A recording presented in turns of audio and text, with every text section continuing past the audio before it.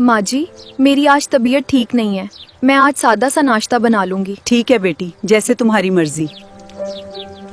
कुछ खाने के लिए ले आऊं? कुछ छटपटा सा ले आइएगा, मुझे आज कुछ मजेदार और मसालेदार खाने का दिल कर रहा है। शुक्रिया।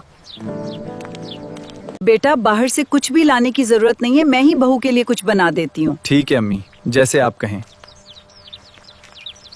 आओ और मेरे लिए खाना बना दो। मेरी तबीयत ठीक नहीं है। तुम बीमार नहीं हो, तुम सिर्फ हामला हो। जाओ जाकर खाना बनाओ।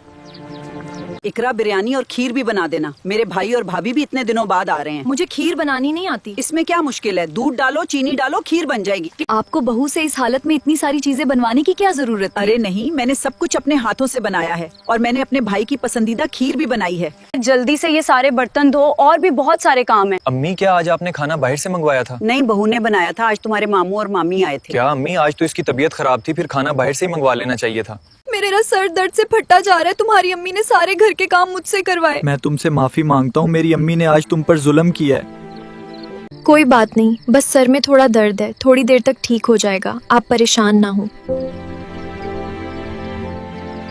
हाय, मैं मर गई। अम्मी, क्या हुआ? मेरे पेट में बहुत ज्यादा दर्द है, जल्दी से डॉक्टर को बुलाओ। इस उम्र में इतना ज्यादा खाना खाएंगी तो पेट में दर्द तो होगा ही। अम्मी, अपनी उम्र का तो लिहाज करें। क्या आपकी सास भी आप पर ऐसे ही जुल्म करती है?